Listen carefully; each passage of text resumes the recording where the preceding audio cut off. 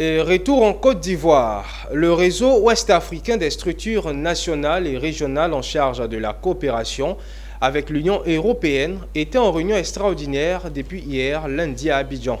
Tenu sur le thème enjeux et défis du nouveau cadre de partenariat entre l'OEACP et l'UE, cette réunion a permis de faire un bilan des relations avec l'Union européenne et de s'informer du nouveau cadre de coopération. Koné Nanourgo et Ezekiel Siri.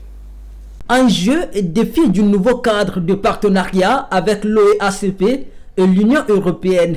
C'était le thème de cette réunion extraordinaire du réseau ouest-africain des cellules nationales et régionales en charge de la coopération avec l'Union européenne, tenue à Abidjan du 22 au 23 mai 2023. À la table de séance, le ministre ivoirien de l'économie et des finances, l'ambassadeur de l'Union européenne en Côte d'Ivoire, la commission de la CEDEAO et de l'UEMOA ainsi que l'ensemble des pays de l'Afrique de l'Ouest et de quelques pays de l'Afrique centrale comme le Cameroun et la République démocratique du Congo. Une réunion qui a permis de faire le bilan des relations Afrique-Europe, mais aussi de s'imprégner du nouvel accord de coopération de l'Union européenne basé sur le voisinage, la coopération au développement et la coopération internationale. Nous avons donc co-créé ensemble le nouveau accord, donc nous étions sous l'accord de Cotonou pendant 20 ans, et nous avons négocié un nouvel accord qui justement met en avant cette idée de partenariat, donc d'égo à égo,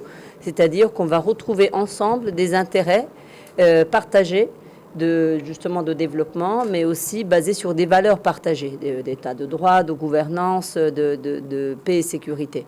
Donc c'est ça le nouvel accord qui est presque en train d'être signé. Quand on regarde, on fait le point également de notre coopération avec les différents partenaires, il est clair, ici comme ailleurs, au niveau du continent africain, que l'Union européenne apparaît comme le partenaire bilatéral ou multilatéral le plus important, puisqu'il fonctionne maintenant en équipe. Il y a une équipe pays, Union européenne, le partenaire le plus important dans ce que nous faisons. Et elle vient de le dire également, nous avons un plan national de développement qui couvre la période 2021-2025 avec des axes stratégiques.